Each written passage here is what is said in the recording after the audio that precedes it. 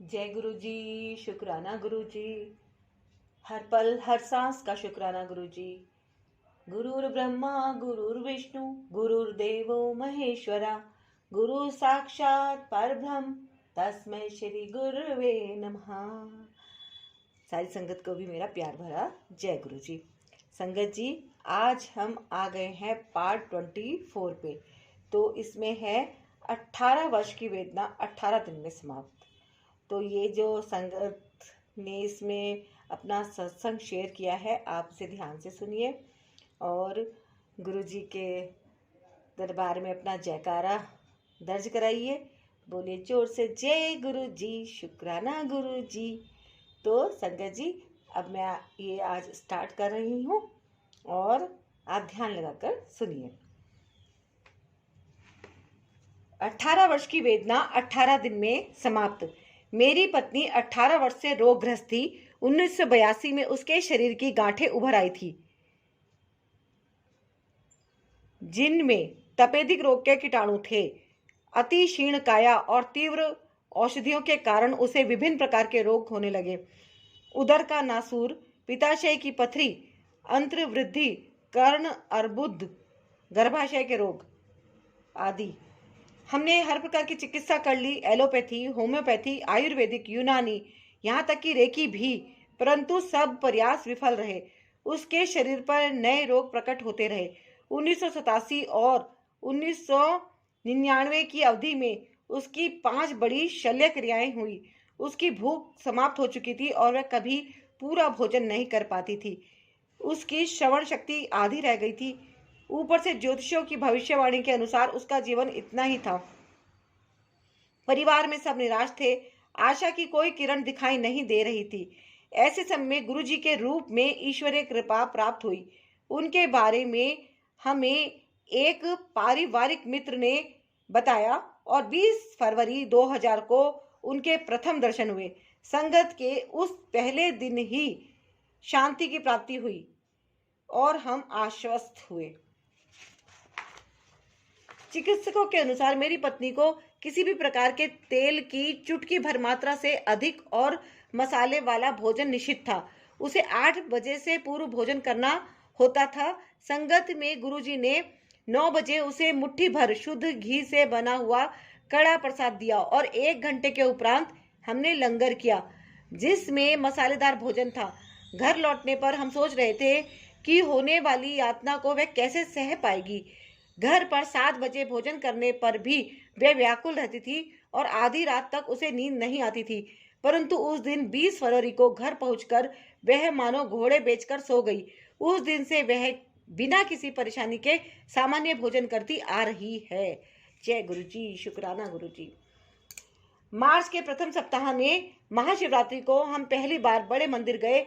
गुरु जी का आशीर्वाद, उनका प्रसाद और लंगर करते ही उसके सब रोग विलीन हो गए। उसे शरीर में एक अद्भुत स्फूर्ति और ताजगी का अनुभव हुआ। कुछ दिन पश्चात हम फिर चकित हुए जब उसने कहा कि टीवी का स्वर बहुत अधिक है। यह वही थी जिसे अपनी कमजोर श्रवण शक्ति के कारण फोन की घंटी भी सुनाई नहीं देती थी। 18 वर्ष की वेदना 18 दिन में समाप्त हो गई थी। कहने का तात्पर्य यह है कि गुरु जी को कृपा करने के लिए अतिरिक्त समय की आवश्यकता है। वह तो सदा वृष्टि कर रहे हैं। हम योग्य होने पर ही उसे ग्रहण कर सकते हैं। इन महापुरुष के पलक झपकते ही सृष्टि की रचना अथवा इति हो जाती है। अनगिनत आत्माएं शरीर रूप लेती हैं और त्याग देती हैं। हम तो केवल इतना ही कह सकते हैं, तुम समसर नहीं दयाल, मोहे समसर पापी। जय गुरु जी, शुक्राना गुरु जी, अनंतम शुक्राना गुरु जी। जी हाँ पर जिप। मेरी पत्नी की दूसरी शल्य चिकित्सा के उपरांत मैंने उससे प्रयास किया कि वह अपने शरीर पर जिप लगवा ले, क्योंकि चिकित्सक सदा शल्य क्रिया का सुझाव देते रहते हैं। एक दिन संगत में जब मैं अपने संस्मरणों का वर्णन कर रहा था, गुरुजी ने मुझे यह बात भी बताने को कहा।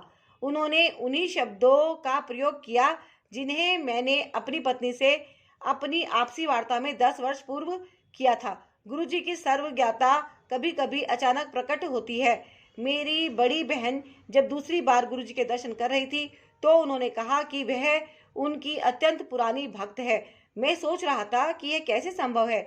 उसी समय मुझे आभास हुआ कि वह बचपन से ही शिव को पूजती रही है और प्रत्येक सोमवार को व्रत रखती आई है। यह एक अति महत्वपूर्ण क्षण था। गुरुजी ने अपनी वास्तविकता बताई थी। गुरुजी की शरण में यह जीवन पूर्ण रूप से परिवर्तित हो चुका है। गुरुजी ने सब भविष्यवाणियों को असत्य सिद्ध कर दिया है और मेरी पत्नी को नव जीवन प्रदान किया है। मुझे प्रतीत होता है कि हम कबीर से भी अधिक भाग्यशाली हैं। वह तो गुरु और गोविंद दोनों में से एक के चरण स्पर्श करने की दुविधा में थे। हमारे लिए तो गुरु ही गोविंद हैं। यह संगत स्वयं प्रभु के चरणों में बैठकर अत्यंत गौरवान्वित है। यह हमारा सौभाग्य है कि वह हमें अपने दर्शन, कृपा, स्नेह, निर्देशन और लंगर करने का अवसर प्रदान कर रहे हैं। विनती है कि सबको उनके कलेशों और कष्टों से मुक्ति मिले। आइए हम सब मिलकर प्रार्थना करें। मेहरा वाले सैया राखी चरना दे कोल, राखी चरना दे कोल सानू चरना दे कोल। मेहरा वाले सैया राखी चरना दे कोल, राखी चरना दे कोल सानू चरना दे कोल। जय गुरु जी। गोपाल सेठी, दिल्ली। जय गुरु जी, शुक्राना गुरु जी। तो संगत जी, देखा आपने 18 सालों से जिनकी इतनी भयंकर प्रॉब्लम थी कि टीबी की प्रॉब्लम थी, वो भी सीरियस, और वो कुछ भी नहीं खा पाते थे। और जब वो गुरु जी की शरण में आए तो उन्होंने उन्हें देसी घी का कैसे कड़ा प्रसाद दिया और चमत्कारिक रूप से फिर वो घर जाके सो भी गई और बहुत रिलैक्स हो गई। तो ये है गुरु जी की अपरंपार कृपा, है ना। तो बहुत ही बड़ी कृपा है ये। तो संगत जी, बताइए आपको ये सत्संग कैसा लगा। आप मेरे को कमेंट में ये भी बताया कीजिए आपको सत्संग कैसे लग रहे हैं। ये जो दिव्य आभा मैं पढ़ रही हूँ, तो आप कोई सजेशन देना चाहते हैं तो आप मुझे दे सकते हैं। और मैं कोशिश करती हूँ मैं आपके हर कमेंट को अपने दिल से आभार प्रकट करूँ और आपका भी शुक्राना करती रहूँ। तो जय गुरु जी। आपसे मैं मिलती हूँ अब नेक्स्ट 25 पार्ट्स में। तो आप दीजिए मुझको भी आज्ञा, और जाने से पहले वही अरदास आप अपने दिव्य दरबार में जरूर लगाइए जो भी आपके मन में हो, है ना। क्योंकि हम लोग जो होते हैं भगवान से कुछ भी नहीं मांगे तब भी हमारे मन में कुछ ना कुछ मांगने की श्रद्धा तो रहती ही है। हाँ, पर टाइमिंग उनकी होती है ना, कि वो कब उसको पूरा करेंगे, क्योंकि उनके अपनी अलग ही बात रहती है कि वो अपनी टाइमिंग के अनुसार हमें कब क्या भेंट कर देते हैं एकदम से, है ना। तो बहुत फील अच्छा हो जाता है हम लोगों को। तो आप सभी गुरु जी से प्रार्थना कीजिए, और मैं भी आप सब लोगों के लिए अरदास करती हूँ कि गुरु जी ब्लेसिंग कल्याण कित्ता का जो मेरा परिवार है, गुरु जी आप हम सब पर अपनी मेहर करें, हमारे पर अपनी कृपा करें। तो संगत जी, आप चैनल पे अगर पहली बार आए हैं तो जरूर सब्सक्राइब कीजिएगा, वीडियो को लाइक कीजिएगा, शेयर कीजिएगा और कमेंट भी कीजिएगा। तो गुरु जी आज्ञा, जो भी कुछ भूल चुकी हो उसके लिए क्षमा करना। जय गुरु जी।